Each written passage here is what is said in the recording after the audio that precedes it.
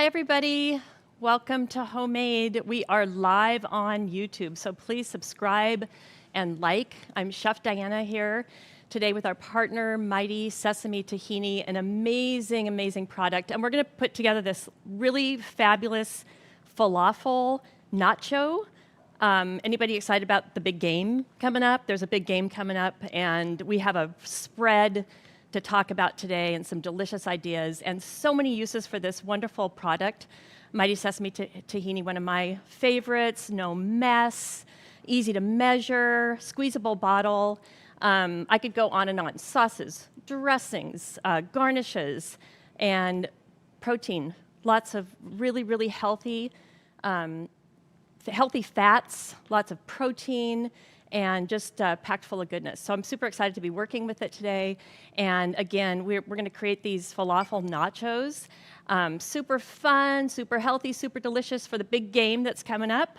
And really, really fun dish to serve. And we'll talk about ways that you can take it to travel. I know maybe people might be going to parties and want to take it for an event. So lots and lots of opportunities to tantalize your appetite and using this fabulous product. So I'm here today. I'm joined with Amy in the chat. Hi, Amy. Hi, Chef Diana. I was just looking before class at all the amazing things to do with tahini, and I'm like falafel, nacho, tahini. I'm ready for all of this. I'm excited too. I started the falafel nachos got me thinking about like game day and different things that you could do. Like you could do this whole theme. I've kind of been on this Mediterranean diet kick thing. And Mediterranean diet does include some proteins. This is vegetarian. So we have this delicious falafel that sort of mimics meat. I love falafel. I am not a vegetarian, but I do crave animal proteins every once in a while, but I also really like to eat vegetarian every once in a while. And falafel is one of my favorite go-tos. And this Mighty Sesame Tahini product is so great. For not only the Mediterranean style dishes, but if you think about like a theme for game day, I was also like just laying in bed last night thinking, oh my gosh, you could do sesame wings, right? Chicken wings would be delicious with a sesame glaze on it using this product. Our hummus, I mean, is delicious, but what about, oh, we have something so exciting. You know when little kids, Amy, you know when little kids get so excited and they like squeeze and they just sit there and they start shake. shaking. I'm so excited to show you something later. So anyway, just there's tons and tons of possibilities. What about chili? Like some kind of a chili dish using like a little bit of the tahini in there as a garnish, or like a crouton with coated in it or whatever. Again, it's a fat, but it's a healthy fat. So many things that you can do with it. I'm really, really excited to get started. Should we get started? I think it's time. It's time. Let's go. Okay. So I'm going to move these off to the side. Again, we're using the original today, but there's also a harissa one and also one that has that's whole, like the whole sesame seeds. So sesame seeds are super, super healthy.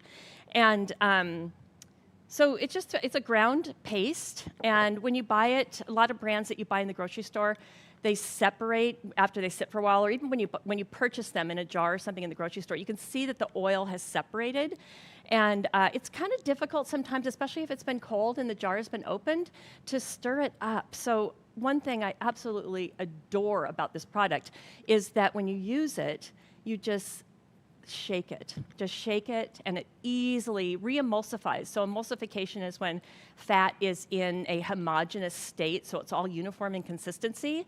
And so as fats sit, and you might have noticed this if you make a salad dressing, like an oil and vinegar dressing, and you shake it up and you set it down on the counter, the oil rises to the top, and then all of the vinegar and the other ingredients are in the bottom. So that sauce, when you shake it up, that dressing has been emulsified, and as it sits, it separates. So it might happen with this product a little bit, but what's so great about it is it comes in this wonderful container, and you can just shake it up, and it just re-emulsifies it and creates that nice, smooth, uniform consistency. So we are using the, it's organic too, another plus, lots and lots of pluses here. And we're using the just the original today in our dish. Okay, so you saw what we're going to create here. I had this up when we started rolling here today. So this is the falafel nachos. So nachos, I mean, nachos are great, right? But why not zip it up a little bit? A little pizzazz here. So different style of nacho, and delicious. I always test my recipes before classes, and I always learn something from you who are here viewing. You always have such great input, so make sure and interact with Amy and let her know if you have questions or comments, and give us tips too. We love to hear what you're doing, what you're cooking. But I always get really, really good information from you as well. So anyway, we're going to go ahead and get started with the chips. So we bought pita, just whole wheat pita rounds, and I'm going to oil them before I cut them, because it's going to be easier to oil the whole pita rather than cut them into triangles and then oil them. So I'm just going to start here and brush on a little bit of olive oil, kind of sticking with the Mediterranean theme here. Just brush them really, really lightly. And Chef, you said you're using whole wheat pitas right now. Does it matter what kind of pita you use? No, these whole wheat are fine. Probably a little healthier with the whole grain in, but no, it does not matter. Good question. And then I'm just going to remove this off to the side and cut them. So we'll cut them in triangles. You want a nacho-sized triangle that you can pick up. It's a finger food, right? Does anybody eat nachos with a knife and fork? No. Maybe if you put too many things on top of them. But yeah, I think generally a finger food. So I want a nice sized chip that I can pick up. So they're going to shrink a little bit in the oven, but not much. My oven is preheating to 400 degrees. Make these as even as possible. So you may have noticed I cut it in half first, and then the half into half again for quarters. That's usually a little bit easier to navigate rather than trying to evenly cut all the way around. If you go halves, quarters, and then each of those in half again, we should have pretty uniform looking chips here. We'll go ahead and put those onto the cookie sheet. You do not have to line it with parchment paper. That is optional. I like parchment paper because it is a little easier to clean up, but it's not necessary, so you don't have to have the parchment paper. And then I'm just going to keep these in a nice little pile here for right now, and I'm going to sprinkle them just with a little bit of salt. And then I'm going to add some za'atar. Has anybody heard of za'atar? Amy, have you used za'atar? I have used it before, but I don't know that I could tell you what it is made up of. It's fun to say, isn't it? Yes, it is. Za'atar. Za'atar. Maybe I'm not even saying it right. I don't know. Za'atar? Za'atar? Anyway, za'atar it's a Mediterranean, Middle Eastern spice blend. So typically it would have salt, a little sesame, and then some other spices in there. Sometimes it has sumac. Sumac is a berry, and it's a spice, and it has sumac has a little bit of a tart flavor to it. So a little, almost citrusy. And it's also used in a lot of Mediterranean or Egyptian cuisine. There was another question talking about pita. Someone was just asking, would tortillas work instead? Sure. You could use tortillas. We're sticking with kind of a little theme here with the pita and the tahini, but you absolutely could. And you could also use a store-bought chip too, a store-bought pita chip. I know that they're out there, they're available. And the Mighty Sesame can be found pretty much in any grocery store. Often, you might, if you don't see it on the shelf where you think it might be, make sure that you check the international foods, and the healthy food aisles too sometimes has it. And you can always ask, but it's available in many, many stores and also easily available online. So anyway, I really urge you to seek it out if you have not already. It's delicious and really fun to use and lasts a long time. So single layer into the 400-degree oven, little olive oil, little sprinkling of salt, the za'atar, the spice, toss that around a little bit. And again, they'll shrink up just a tiny bit as they lose some moisture in the oven. Okay, so I'm gonna pop these in, and I'm gonna show you what they look like.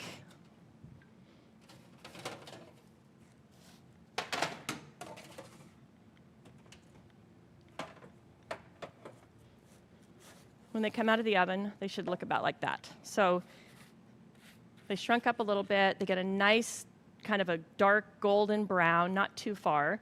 You can always, I would err on the underside. You can always put them back in the oven for a little bit.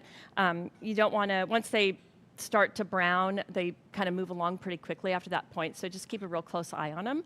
And then pull them out and just let them cool on a cooling rack. And put those off to the side. They're ready to go. And I'm sorry, did you say how long they baked for about? That's a really good question. I definitely set my timer for about every 5 minutes and took a peek at them. And then once they were almost there, they took like another 30 seconds, probably a total of about 8 minutes. Now, all of our oven temperatures are a little bit different. You may have noticed this at home and when you've traveled or gone to somebody's house, that oven temperatures do vary a little bit. And often we also have hot spots in the oven. So if you've ever baked a pizza or a tray of cookies or something and you've noticed that some of the cookies on one certain side of the sheet pan, a cookie sheet, are a little bit darker than the others, sometimes that's because your oven has a little bit of a hot spot. I always make it a habit of rotating. So when I took a peek at them in the oven, as I was looking at them, I just took a hot pad and I just turned them around just a little bit, rotated them all the way around. The front of the oven is typically cooler than the back of the oven. So I always like to, no matter what I'm baking, I always like to rotate my pans, especially if I'm going to open the oven anyway to take a peek in there. I might as well give it a little twirl. So that's one of my all-time favorite tips for people who sometimes have trouble with even baking. Okay, moving on to the next step. I think Good so. to go? Yeah. All right. So we'll just set those off to the side. They don't have to be cold or warm or hot. They, probably shouldn't be hot because they'll soak up our lovely things too quickly that we're going to put on there. Could you make those ahead of time? You absolutely could make them ahead of time. Just make sure that they're cooled completely before you store them in an airtight container. You definitely don't want to put anything warm in an airtight container that you want it to retain its crispiness, because it will create moisture in there and they will not be crispy when you go to open it up. So totally fine to make them a day, 2. I would even make them up to 3 days ahead of time, as long as you totally cool them. And then store them in an airtight container out of the refrigerator. Okay, so sauce. We have our tahini, Mighty Sesame Tahini. We'll give it one more shake. It really doesn't need it, but we're going to give it one more shake anyway. And about 1/3 of a cup. Look at how that comes out of there so easy. So easy to measure. Oh, it's so satisfying. Right? And then that spoon that you had to stir the tahini up with in the refrigerator, that gets all caked up with tahini, and then that's hard to wash. And then I love this product so much. I'm taking it with me. Yeah, do you have any pockets on that apron? I there? actually have some at home. But I haven't tried the harissa one, though. I'm excited to try that. There was a question Yep. if you needed to refrigerate your tahini after you opened it. And I did mention that the Mighty Sesame particular says you do not need to refrigerate. You don't need to. And for some reason, in fact, my husband pulls things out of the refrigerator. He goes, "Why is this in the refrigerator?" And I'm like, "Well, I don't know. I just thought it should go in there." And he says, "Well, it doesn't say it has to be refrigerated." So we have that issue at home all the time. I have a tendency to put things in the refrigerator that don't need to go in there. So always read your label. Always read your label. So no, you don't have to. Just one more fabulous thing about this product. Lemon. Beautiful lemon's been washed, dried off a little bit. We're going to put a little bit of lemon juice in here just to add a little brightness. And so I thought, why not take this beautiful lemon, and before I'm going to cut it and juice it, I'm just going to put a little bit of zest in there. You could also zest off to the side and then sprinkle that zest on top of the finished dish at the end. You can have fun with the garnishes. We're going to suggest some, and Mighty Sesame Tahini has come up with a lovely recipe that has delicious toppings and ingredients in it, but make it for your own taste too. These are just ideas for you. So I always like to use the zest rather than just cut it and compost it or throw it away. So I'm going to hold on to that for my garlic. I'm going to use that for my garlic as well. So these are those seedless lemons that are available now. So I'm just going to give a nice little squeeze of lemon and save this other little. That's a juicy lemon, too. A really nice, juicy lemon. And then we'll put a little bit of garlic. So I'm going to use that same microplane. It's all the same dish. I love these microplanes for zesting, for garlic, ginger. Whoops. Try not to. Whole thing going in for a swim. Yeah. It wants in there. So nice 1 garlic clove or more, if you like, or less, depending on your tastes. And then we're just going to put a little bit of salt. We have some other salty ingredients going in here, so I'm not going to go too crazy on the salt. And then if you'd like it to be a little bit thinner, if you want to thin it down, because we're going to drizzle it. We want it drizzle consistency. So see, as I stir that, I think the lemon juice is kind of thickening it up a little bit. We're going to add just a little bit of warm water. Now, I happen to have some, I use a lot of broths at home, like a vegetable broth. I happen to have some vegetable broth open when I made this. So I used my vegetable broth instead of water. But there's so much flavor going on here that water will work fine too. And I'm adding just a little bit more than the recipe calls for. I poured my water a little bit early today, and warm water will definitely give you more of the consistency that you want here. My water has come to room temperature. Why does that make a difference, warm water versus not? Because my sauce would be much thinner. But why is it that warm makes it? Oh, because it melts thinner? it. Okay. Yeah, it melts it like it. We've got these sesame seeds in there. So I'm going to just add just a tiny bit more. I didn't think I was going to need all that, but I want to be able to drizzle it. And we can add more later if we need to. We'll let it sit for a few minutes. Things will happen as sauces and dressings sit. Magic happens. Science happens. I love kitchen science. I don't know a ton. I mean, I know a ton about it, but I don't really know why. Like, I couldn't explain it to you scientifically. But I just think it's so fun. It's so fascinating, right? That's why I was like putting you on the spot with that one. Yeah, kitchen science. I think I got out of it. Did I get out of it? I think that made sense to me. It made sense to me. All right. So there's the sauce. And then we're going to move on to the falafel. This is so fun. Okay. I already said that I love falafel. That's one of my go-tos for if I want a vegetarian meal. Because I feel like I need something more than just a salad or a vegetable. I love falafel, and I love it with a tahini sauce. So the falafel, you can buy it in the grocery store, pre-made in a frozen food section, and they work fabulously. Or you can buy a box mix, which we did, and it's you find it usually in the baking aisle or the international aisle at the grocery store. And all the seasonings and everything are in there, and it's a dry mix, and then you just mix it either with water, usually the recipe will say water, on the box, or you can, if you have that vegetable broth around, you could use that. And so you just make like a cake or a scoop it out, consistency. But again, you can buy them already pre-made. And then just use an air fryer. You can fry them on the stove if you want to, but if you have an air fryer, it just works so great. So you make like a little patty or a little ball, and then just fry them. These have cooled a little bit, which is good, because I'm going to pick them up in my hands and crumble them.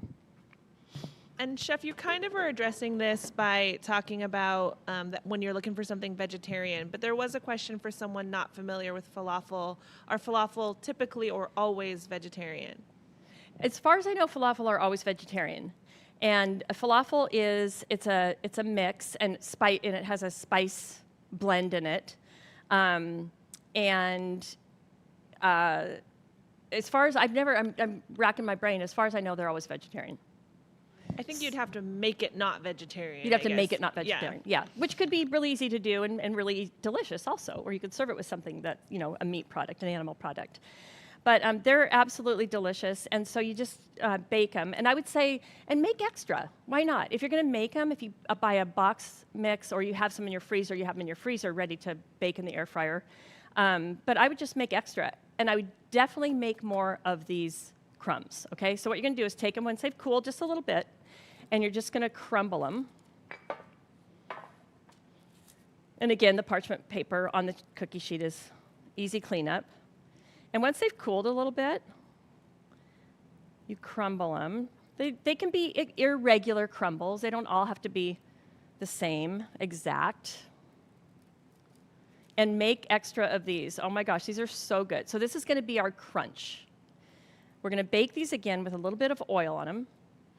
And then it's going to be another crunch on top of those nachos. But what did I do at home with my leftover falafel crumbs? Besides eating them out of hand because they're so good, I put them on top of a salad instead of croutons. It was so good. And they stayed in an airtight container once they were cool. They stayed crispy for so long. It was delicious. So we're going to break them up a little bit, and then I'm just going to spread them out. Don't worry too much. They're very forgiving. We're going to open up the oven and shake them around every now and then, so you don't have to worry so much about. And I'm just going to drizzle them with a little extra oil. They have, from the air fryer, they had a little bit of oil coated on them before, so they have a little bit of oil on them. You don't have to do this. They will crisp up without the oil. Olive oil is a healthy fat, fits with our theme. So we're going to drizzle them with that little bit of olive oil, and then we're going to pop them into the oven, and we're going to keep a close eye on them. And again, probably about the same amount of time, maybe a little less than the pita. You can do these at the same time as the pita also. Of course, I'm teaching a class. I want to show you every step, but these could be in that 400-degree oven when your pita chips are in there to use the oven for less amount of time, multitask in the kitchen, save yourself time and do a couple steps at the same time. Okay, so they're going to go in probably 8 minutes or so. I'll check them every 2 or 3 minutes.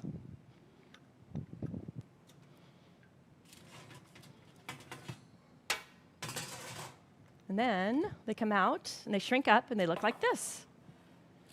Okay, and I wouldn't go any darker than that. I like anybody like the artisan pizza that's like burnt, like has big black spots on it? You like that? I love that. So anyway, I like things a little bit darker. You don't have to go quite that dark, but don't go any darker than this. This is about as dark as I could go. And then we're going to push those off to the side and let those cool as well. Where are people coming from today? Where do we have people from? Anybody from someplace that's really cold? Like most of the country's really cold, isn't it? I feel like everyone is reporting in that they're from such and such place where it is very cold. It's cold. Yes. A lot of folks representing. We have some folks in Texas and California and Arkansas. I think I saw someone from Virginia. Poor frozen Virginia, they said. Yes. Seriously. Oh. Those would be good. Those the crunchy falafel crumbs would be really good, like on top of a hot soup on one of those cold days. Oh my God, so good. They stay crispy for a long time. So, okay, we're ready for our salad. I went ahead and got a little bit ahead here on the salad because I thought you might not want to sit there and watch me chop everything. But I'm going to add a few more things here worth showing. Some red onion. So we have some nice cherry tomatoes or whatever looks good, cucumbers, red onion, and then we have radish that we could either put in the salad or we could put on top as a garnish. Okay, so we got a few fun things to play with here. Half of a red onion, we're not going to put all of that in there. That's a huge red onion. I'm going to do a small dice on the red onion very carefully by cutting across first, horizontally but not all the way through. I'm going to make one more cut up here towards the top, keeping my hand out, stretched, not down like this, where I could cut myself. And then a couple of really thin cuts across this way. It's a beautiful purple onion. And again, these are all just ideas. But this salad also is delicious and could be used on many other meal prep ideas. If you wanted to make a little bit extra, it would keep for a day or two in the fridge. I think that's probably enough onion in there. If you soak the onion in a little bit of cold salted water for a few minutes and then strain it, that sometimes will take a little bit of the bite out of it. If you don't like a really raw onion, I don't mind raw onion taste. I kind of like it. But if you are one of those people that doesn't like that really strong onion flavor, you can definitely soak it for just 15 minutes in some cold water, and that'll take a little bit of that heat off of it, that raw heat. Cucumbers, these are those tiny little Persian cucumbers, I think they're called. Sometimes they call them cocktail cucumbers, and they're nice because the skin is so nice and thin. That's plenty. That you definitely want to eat the skin. Not only is it nutrition, like more nutrition for your body, but it adds color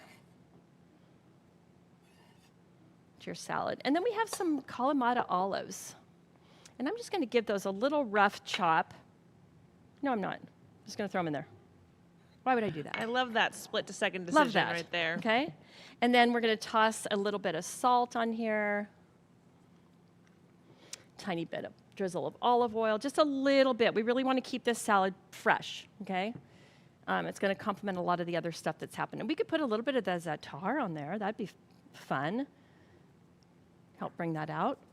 And then that little bit of lemon that I left after we made that delicious sauce. And then let's give that a little toss around.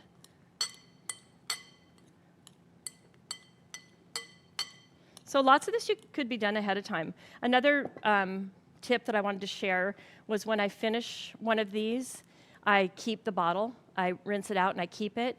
And then when you make the sauce, if you want to travel, you could take a funnel and put the sauce into that jar for traveling. And then it's all ready to go when you get there. So keep these. These squeezable bottles are amazing. So nice. Really fun. Okay, I think we're just about ready to assemble. The moment I've been waiting for. What's that? The moment I've been waiting for. I know. There we go. We also had a tip for those who maybe didn't want to use a red onion, that they could use shallots as maybe a Yeah, and you can do alternative the in same there. thing with the shallots. You can put them into a little bit of cold water if you want to take a little bit of the heat off them. But shallots do have a tendency to be a little sweeter. Super easy to find, right? Almost every grocery store carries them now. 20 years ago that probably wasn't the case, but it is now. That's a great idea. And you get that nice color as well. What about if you didn't want the tomato and you wanted to use red pepper? So love the way you all are thinking. There's also a chili pepper called Aleppo pepper that's optional that you could sprinkle. It's going to add a little heat. That would be good. And then we have options here about how we want to layer this. So we've got some feta cheese that is so delicious. Crumbled. I'm going to put it, well, let's put some of the dressing on first. Take a little bit of the crunch off of the pita chips, although they'll hold up quite well. I served these at home when we were sitting around snacking on some things for an hour and a half, 2 hours, and I kept hearing people pick one up, and I would hear that crunch. So it doesn't get soggy. See, that's a great consistency on the sauce, too. So just add the warm water until you get the consistency that works well. So too thin, it would soak into the pita, and then too thick, it would be really difficult to drizzle on there. So, and then that's a lot of salad. We'll have the salad for something else later on. I think I put a little bit of salt in the salad. I hope I did, but if I didn't, there's lots of salty things going on here. They're the Kalamata olives. Pitted, of course, right? Buy the pitted ones. And then we have this lovely feta cheese, which is salty and a little creamy. And it crumbles. Feta crumbles really nicely. So it's really easy to evenly disperse it. What are some other ideas? If you were doing a big game day snack meal and you wanted to keep it themed along this line, does anybody have any ideas? We talked about wings or chili. Those are the ones that I came up with, but I bet you always have such great ideas. While we're waiting for that, there was a question, is there any way to reduce radish heat? To do what? Reduce radish heat. So reduce a little of the bite from a radish. I don't know. That's a really good question. I wonder if I've never tried it, but I wonder if the same thing would be true to soak it in the water, if that would work. And I usually put a little bit of salt in the cold water in about 15 minutes and then drain it. So I'd love to try that with radishes. That's a really, really good point because I have noticed that every once in a while, a radish will have more intense heat than they typically do. Like to me, a radish isn't super hot, but every once in a while it seems like you do bite into one and it's really, really hot. So great question. Someone suggested roasting or braising them can mellow them. Oh, a that's bit. delicious. Yeah. I've had them braised and in stews before. If you add them in a stew at the end, and it's absolutely delicious. So that I actually made this lamb stew, and it had braised radishes in it, and it had tahini in it, and this would be so easy to add because you would just squirt it in there rather than have to mess with that. We also separation. have, from the sidelines back here, pickling them would also Oh be a good yeah, here we option. go. Radishes got everybody going tonight, right? I love that. I love me a radish. Great job. Okay, so we ready for the final touches here? Let's see Okay. it. This, I'm obsessed with this crunch now. I'm obsessed with it. So we've got the crunchy pita chips on the bottom, and then all that delicious stuff. Oh my gosh, so much delicious stuff in between. I love when it just starts getting higher and higher. Like I know. The plate. I know. And I love these so much that I could just keep going with them, but maybe I'll save those later to snack on. But I don't want to cover up all that beautiful stuff that's on there, right?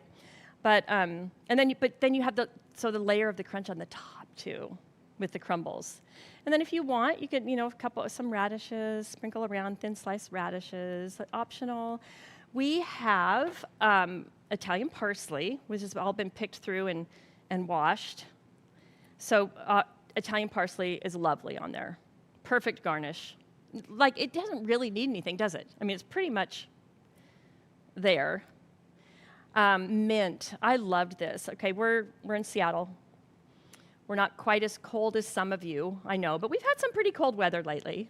So I used some mint when I made these at home, and it was so nice to have something fresh. And mint to me just screams like spring and summer, and it just was so delicious in there. So, and you can get it in the grocery store pretty much year round. So we have some mint leaves, beautiful little mint leaves. That adds a really nice flavor. Definitely goes with the theme. And then also, we bought the radish on the stem, on the leaf. Sometimes you can buy little bags of them, or you can buy them. They've already been prepared in the grocery store without any of the green on them. But we had the green leaf on them, so I saved the radish leaves and washed them.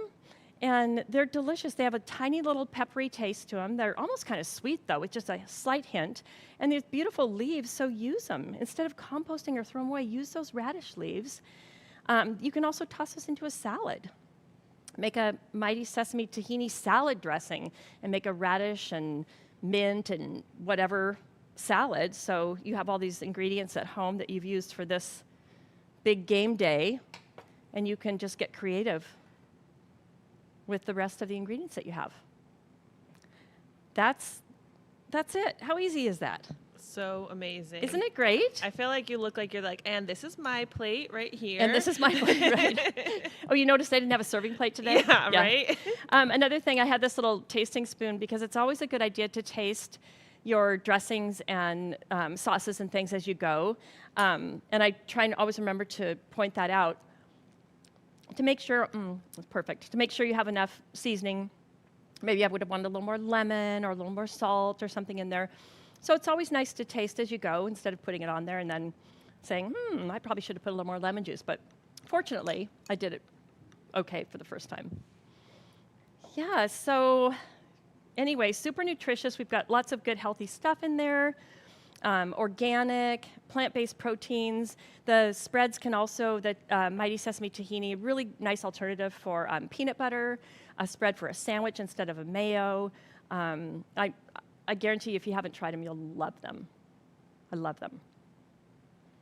Okay, how we doing, Amy? You asked for suggestions for what other things folks are making, and the main thing we've been talking about here is samosa. Somebody's making samosas for their game day Fun. snack. So yeah. And sauce for that or no? They didn't say, but maybe we'll get an answer on that for that. Nice. Okay, I'm gonna crunch away here. Oh, I'm so messy. So messy. Some extra crunch there. Favorite part of my job. Messiest part of my job. Here she goes. There I go. I'll save you some. Oh, okay. Yeah.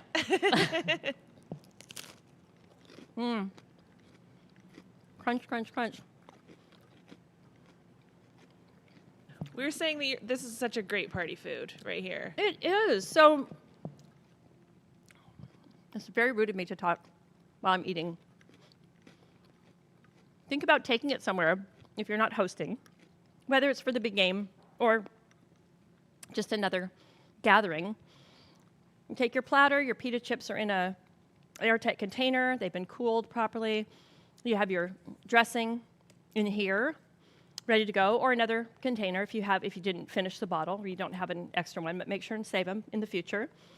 The crumbles, little Ziploc baggie, airtight container, vegetable salad all prepped. I mean, it's really easy to assemble. If you have everything prepped and ready to go, so easy to put together because nothing is temperature sensitive, has to be hot or cold. So it's all ready to go and really impressive. And boy, you're going to get a standing ovation, bringing this rather than nothing against nachos, no judgment, but what a step up, right? And a healthy step up. That's what I really love about it too. So I hope you really enjoy this. I hope everybody's staying warm. We do have, here at Homemade, our next class is, this will be a really fun one, Mystery Basket Dinners, and it's next Tuesday, February 3rd. That's going to be a fun class where Chef Joel's going to get a mystery basket and have to create something like on the fly. And I know I'll be tuning into that one. So make sure that you find it on YouTube. All of our classes are on demand. And give us some love, like and subscribe. And as always, an absolute pleasure being here with you today, Chef Diana from Homemade. Thank you so much for joining us. We'll see you soon. Eat well, be well. Bye.